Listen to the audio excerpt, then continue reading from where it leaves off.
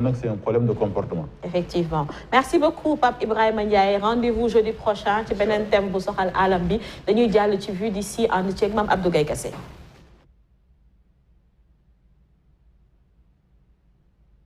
Mame Abdou Gaye tey vue d'ici lan la ñuy waxtaanee. waaw Osama tey li ñuy waxtaanee moom mooy conclusion yu sommet bu CEDEAO te nga xamante ni amoon dibéer bi di fukki fan ak ñaar ci weerum décembre fële nga xam ni moom mooy Abuja ca Nigéria. donc mu doon sommet bi nga xamante ni CEDEAO maintenir na ay sanctions yu mu teg ci ndodd junte bu Mali ak Guinée te nga xamante ni ñoom ñoo fa sookee lii di coup d'état yi fa am je pense que mën nañu seetaan élément bi après ñu ñëw pour décrypter. Toc Toc Sénégal.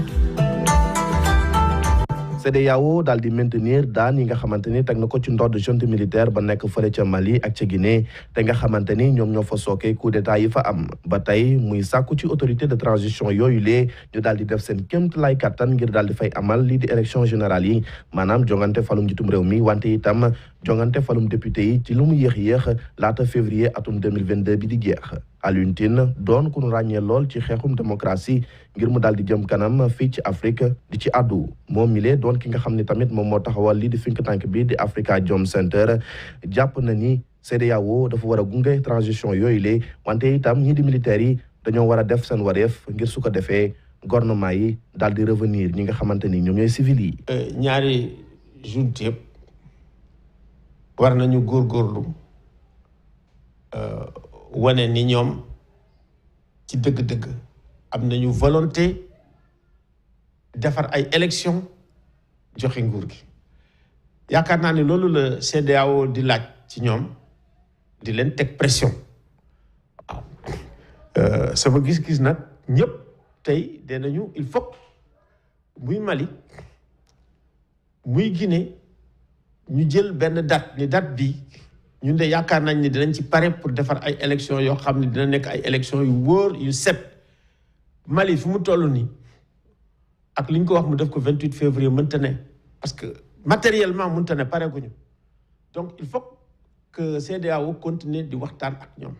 lu jëm ci soldats yi nga xamante ni mbootaayu xeet yi dañ leen di yónni ci réew yi nga xamante ni dañuy jànkoonteel li di terrorisme ak djihadisme kii di njiitum réew mi Macky Sall daal di sàkku ñu daal di xoolaat mandat boobulee ngir su ko defee ñooñu lee di mën di intervenir contre ñi nga xamante ni ñoom ñooy defkatu ñaawteef yi moom Alioune Tine gisewu ko noonee ndaxte jàpp na ni force de maintien de la paix ñoom seen mandat demeewul noonee li muy proposé kay mooy réewum africain yi daal di booloo doon benn say ngir su ko defee ñu xeex bu baax a baax li nga xamante ni moom mooy terrorisme. loolu mu wax gaa yenu na maanaam mais dafa fekk ne depuis 2014 loolu la ñuy wax waaw wax ko ba tey baax na parce que loolu pour mu mën a am dina jafe lool ni ñu tëggee force de maintien de la paix yi moo tax. beneen bi mooy ban pexe la ñu war a am ñun Afrique dafa war a am pexe teg armem boo xam ne bii daf koy defar pour mu xeex samba boy waaw loolu moo manqué mënuñu rek bu fekkee ne ñun dañu am ay problème ñu daal di naka lañ koy wax louer benn sécurité à l'étranger muy ñëw di ñu fajal li nga xam ne mooy suñu sécurité loolu dañ ko war a teggi.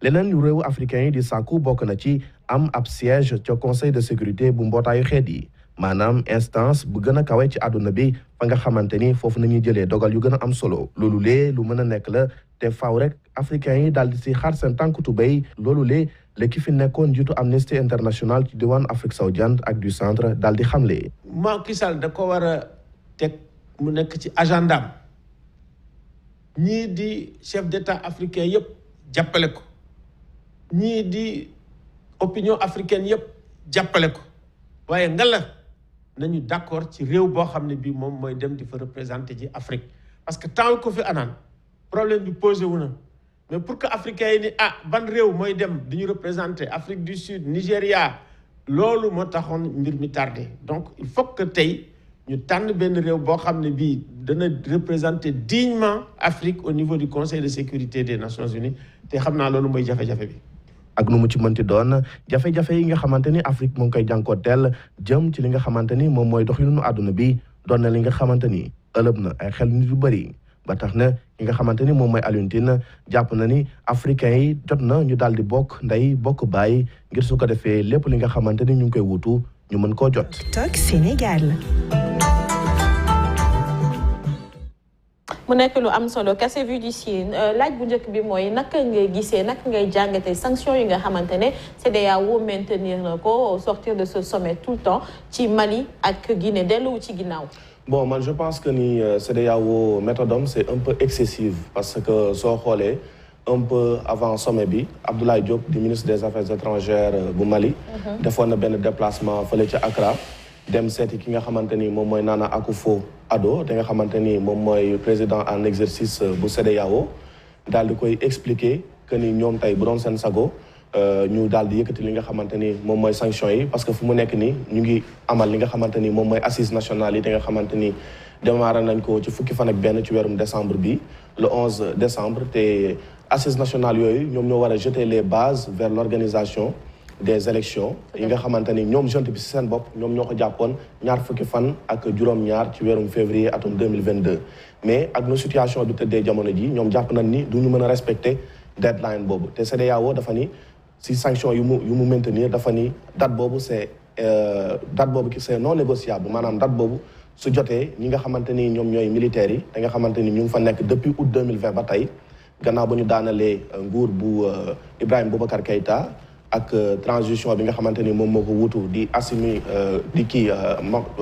président Ba Ndaw ak premier ministre Mokhtar Wane te nga xamante ni ñu ngi leen jëlee foofu ci mai atum 2021 bi ñoom jàpp nañu ni à partir du 28 février 2021 ñoom dañoo war a jël seen bagage dem donc loolu moo tax ñu daal di maintenir li nga xamante ni moom mooy sanction boobu mais un peu avant sommet bi également ki nga xamante ni moom mooy président junte bi di Assimi Goïta daal dinay bind ab lettre daal nay xaatim ab lettre bu ñaari page daal di si expliquer CEDEAO joxe ay gage que ni dina fësal conditions yi nga xamante ni moom mooy jëm moom moo war a leeral li nga xamante ni moom mooy organisation élection yooyu la gën kaa yéex fii ak jeexintalu atum 2021 bii ñu nekk donc mu nekk ay sanctions yi nga xamante ne également ay sanctions yu diis la boo jëlee Guinée également sanctions individuelles yu ñu teg ci junte bi ba tey yëkkati wuñu ko parce que ñoom jàpp nañu ni ñi nga xamante ni ñoom ñooy junte bi dañoo war a taxawal lii di CNT bi te nga xamante ni moom mooy organe délibératif qui doit organiser les élections générales dañoo war a fixer li nga xamante ni moom mooy élection yi dans les 6 mois yi nga xamante ni moom nañ leen joxoon à partir du 5 septembre mooy bés ba nga xamante ni si nañ daaneloon nguur bu Alpha Condé mu am leneen lu xew kii di Emmanuel Macron njiitum réewu France dina dem ci fan yi di ñëw foofee ca Mali lan moo sabab boobay déplacement xam nga soo xoolee ci ginnaaw tuuti ci diggante Mali ak France dafa ñagasoon trop parce que boo fàttali ko assemblée générale bu Nations Unies ki nga xamante ni moom mooy élimaanu jawriñ yi foofu la ca Mali di Choguel Kokala Maïga dafa taxaw ci mbootaayu xeet yi que ni di wax ni France dafa daal di abandonné en plein vol réew Mali gannaaw ba nga xamante ni daal di nay wax ni dafay dakkal lii di opération Barkhane daal di def li nga xamante ni moom mooy reconfiguration de sa présence militaire sur le sol malien mu daal di jur ab crise si diggante ñaari réew yi ndaxte après ki nga xamante ni moom mooy njiitum réew mi di Emmanuel Macron bu France dafa yëkkati ay kàddu yu ñagas également daal di koy jagleel ñi nga xamante ni ñoom ñooy militaires yi foofu la ca Mali daal di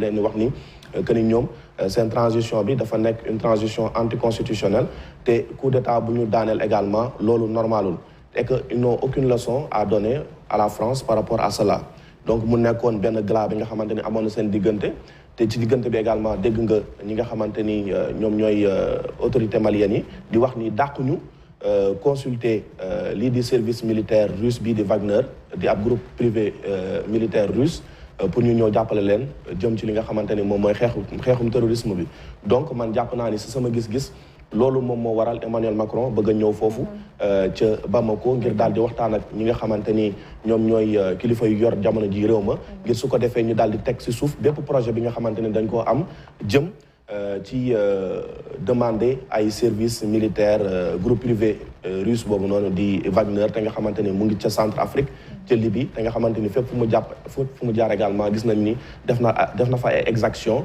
ay assassinat extrajudiciaire waaw présumé d'accord présumé disons voilà donc def na ko fa donc loolu moo waral si sama gis-gis mu daal di def déplacement bi foofu la ca Mali ngir daal di recoller les morceaux ak les autorités de la transition parce que instant yi également France gannaaw ki daal ak Tessalit mu ngi waaj a quitté fa nga xamante ni moom mooy Tombouctou te nga xamante ni ñii di rebelles yi amoon nañu fa doole trop donc je pense que mbir yooyu daal dinañ ko waxtaanee. dinañ ko waxtaanee mën nañu wax c'est une autre opération de charme qui commence avec ce déplacement d'Emmanuel Macron. mais beneen xibaar mooy yi nga xamante ne chef d'État Afrique yi sàkkuteef bi ñu am pour dugg ci Conseil des Nations Unies am fa siège permanent am droit de veto di bu ma ko dugg comme juróom ña fa ne.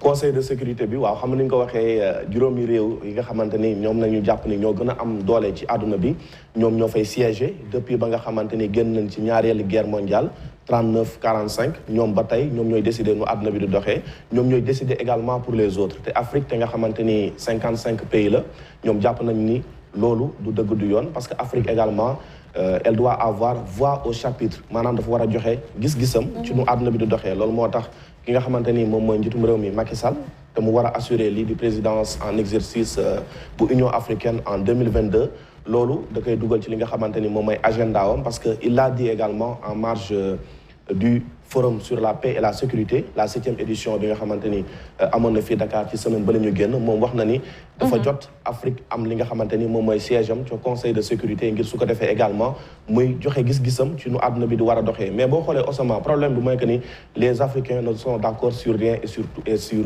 rien du tout si je peux m'exprimer ainsi parce que boo xoolee souvent xam nga conseil de sécurité du nangu ab continent ñëw toog fa benn nit kese représenté ko tout nit moo fay représenté réew mais réew nañ fay représenté c'est-à-dire que il faut que tous les chefs d'État africains d'accord ni par exemple Sénégal moo ñu toogal ci conseil de sécurité des Nations Unies te xam nga conseil de sécurité des Nations Unies siège bi kenn mënu koo remplacer bu ñu xasee ba tànn benn réew boobu moo fay des ba ilaa yawmi din à moins que ñu def yeneen réforme te loolu nag moom mooy principal problème africain yi parce que africains yi du ñu déggoo ci li nga xamante ni moom mooy intérêt général parce que ku nekk njiitum réew bu nekk da ngay bëgg fës loolu moo tax ma jàpp ni moom mooy principal gàllankoor bi pour Afrique mën a am siège am ci conseil de sécurité des Nations Unies. Donc quel pays africain pour avoir un siège au conseil de sécurité donc ça c'est la question et l'équation à résoudre. Voilà parce que il faut pas faire l'amalgame Afrique mënu fa toog moom kese.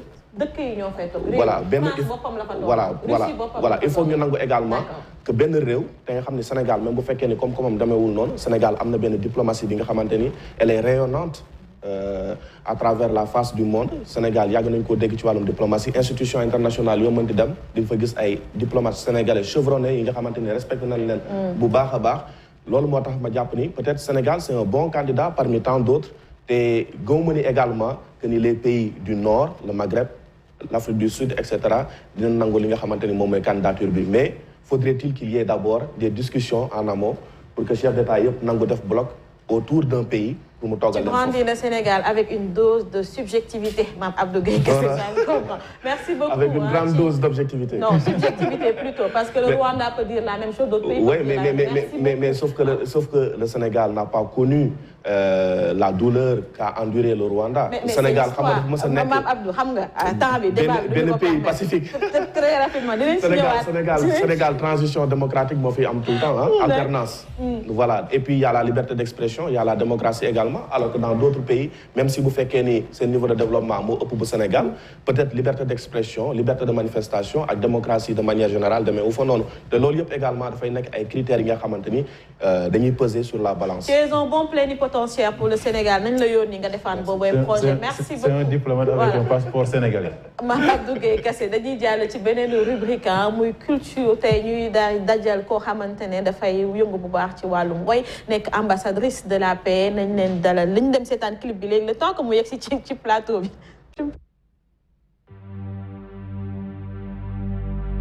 Joy,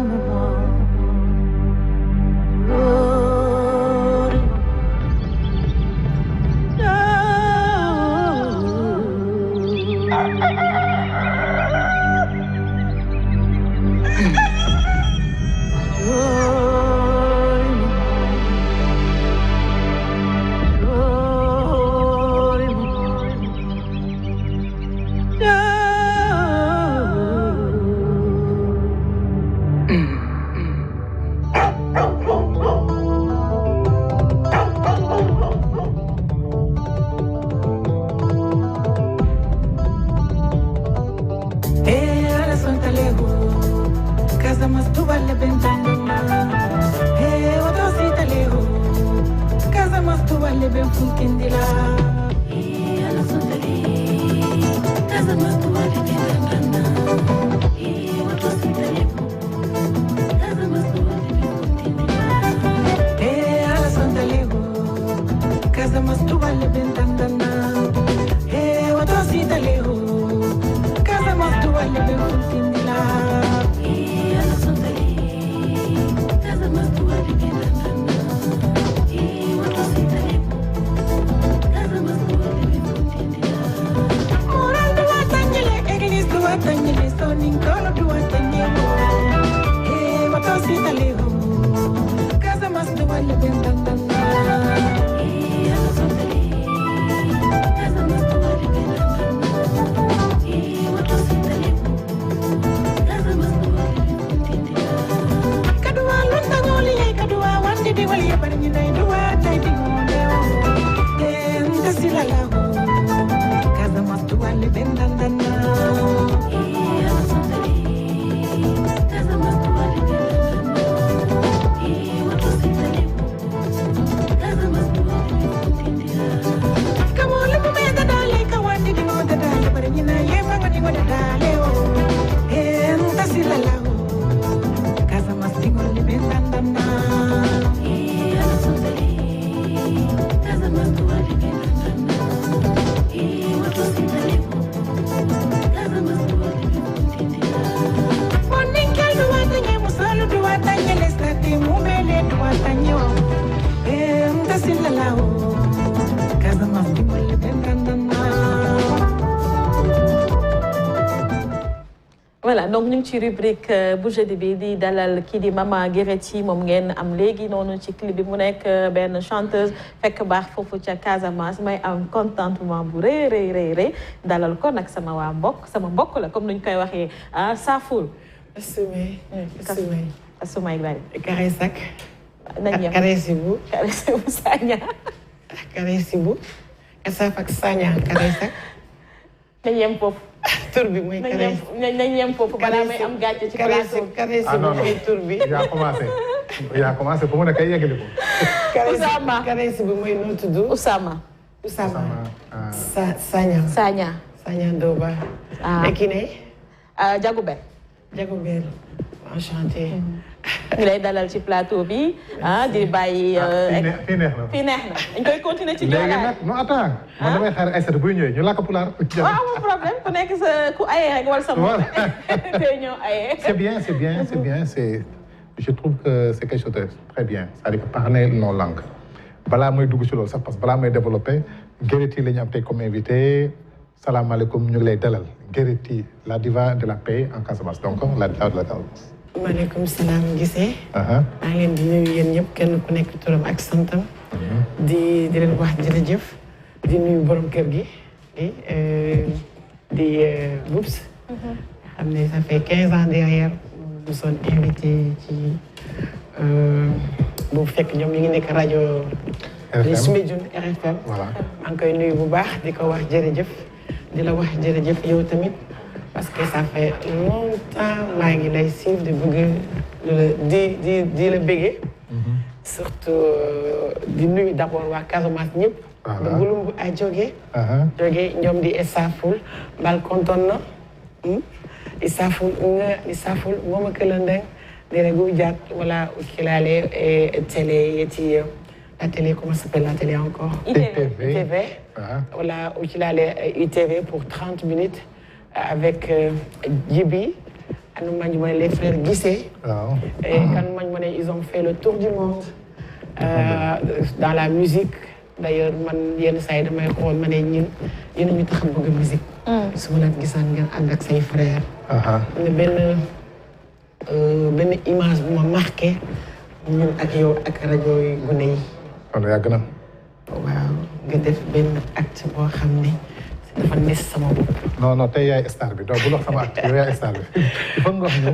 moo tax bu ñu ma nee yow yaa ma invité ma ne kooku ñeme naa ko parce que kooku panafricain la. kooku borom xol bu rafet la parce que dafa def ma gis. merci borom Siré. waaw moo tax ñun dañuy bëgg xam. am na nit ñi de yenn saa yi man toog naa Sorano gis la biir Sorano ak ensemble lyrique ma jékki-jékki gisee clip bi jàll mais ñun ñi ngay seetaan man mën naa la xam ñun ñi nga xam ñoom ñi seetaan lan nga leen mën a wax ci Nguérity ak li muy def exactement. merci beaucoup pour question bi Nguérity mooy xale boo xam ne daa juddu. mooy kat. juddu ci benn village bu ñuy wax Katino dans le département de Bignona. arrondissement Sindian commune Siel. Mais le village s'appelle Katino. Katino, ça veut dire les anciens. Voilà. Donc c'est dans le Siet. On nous dit Fogny, mais nous on est de Siet. Ah, d'accord, vous Fogny quoi. Voilà. Okay. On est Siet. De Bignona jusqu'à la frontière de Ziguinchor. Donc on est Siet, mais les gens nous appellent Fogny. Ok. Mais la musique vous avez par exemple. La musique bi lu mu ñëwee ci ñun xam nga ñun ci Joola amul géwél mais ñun ay don la amul géwél waaw ñun amul géwél on n'a pas de caste voilà amul caste chez le Joola ça c'est intéressant voilà ñun ay don la ñun lépp da nga koy fekk yenn saa ci sa biir kër say maam par exemple man sama maam bu góor woykat la woykat la non seulement roi de bois sacré là, mais lépp lu magam chef de canton la woon. waaw magam bu solo balaa muy solo sama maam da koy commencé jiin ba muy jiin. dañoo bokk benn baay ñoo bokk benn gaño sama maam wàll ko sama ñoom yaay. mais ñoom à l'époque ñoom woy bois sacré la ñuy def man ma juddu sama juddu mu xaw a nekk lu xaw a mystique tuuti. Voilà, parce que dama juddu sama yaay moo ëmbee suñu kër mu ñëw aussi ne ma kër sama këram. waaw. ma am ñaari doom sama waa kër pap ñoom ay jàmbaar lañ. ñoom ay jàmbaar ay c'est des lutteurs c'est des percussionnistes c'est des ñooy doon def ay masques yi ngay gis nii. ñooy sama ñoom papa comme ni ma ko waxee ñun amuñu géwél. parce que maam bu góor ñoom ay jàmbaar lañ c'est des badji c'est le chant chaud. mais xam nga jàmbaar bi mu ngi feeñ ci yow parce que ni ngay wax rek déjà après jàmbaar mais musique bi kañ la feeñ exactement. donc depuis bi ma nekkee xale may wayantu ci dox di wayantu di fecc. surtout wayantu di fecc mën naa fecc ba liñ ma yónni réer. mën naa woy ba liñ ma réer su ma jooyee woy su ma woy léegi nag mais may nit ñi di ma pousser naan nga war yow demal woy. Parce qu'on voit de toi la diva du sud demain. Surtout tonton Ibrahima Sané. À l'époque, qui est le directeur RTS. Ah, Ibrahima Sané. Voilà. Musuma wowe Nguérity wala Fatou.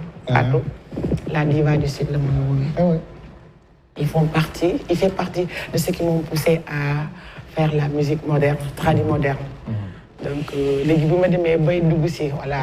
di nekk ci mariage yi yàlla def sama sëy bu mu tasee parce que dama teel a sëy waaw ndax ñun joolaa boo jàngul rek booy ñëwee liggéey mbindaan peut-être l'âge de 18 ans ñu may la nga sëy léegi nag bi sëy boobu tasee nag ma commencé fréquenter Fogny à travers sama benn frère Ansmana moom ma yóbbu woon Fogny Ansmana Koli ma dem Fogny mais bi may dugg Fogny dafa fekkoon ne maa ngi nekkoon dans des sérieux problèmes parce qu'il fallait s'occuper de mes 4 enfants et caché yi demeewul noonu te amoon naa liggéey bu baax à la résidence de la Confessesse d'ailleurs je suis toujours dedans je suis à la Confessesse voilà dans liggéey résidence comme cuisinière bi ma génnee formation bon pasteur donc ma bëggoon boole liggéey bi ak art bi ba muy baax mais yàlla def waa Fogny ñu ne mënuñu ànd ak man parce que man tantôt ma dem tantôt ma ne damay dem liggéey. stabilité bi artiste war a am parce que njaboot bi mu ngi ak yow yaa ngi war a liggéey fii donc c'était un peu compliqué nga allier ñaari mu xam na retarder sa carrière mais actuellement ban genre musique ngay def parce que si sud bi nga jógee foofu tout est chant bu ñuy liggéey dañuy woy bu ñu nekk ci tool yi dañuy woy da ngay am lu la nakari sax ngay woy on a également des instruments on a des genres musicaux mais yow est-ce que influence boobu nga continuer di doxal sa musique est-ce qu'on sent les instruments traditionnels est-ce qu'on sent le chant Joola si say woy soo ma déggee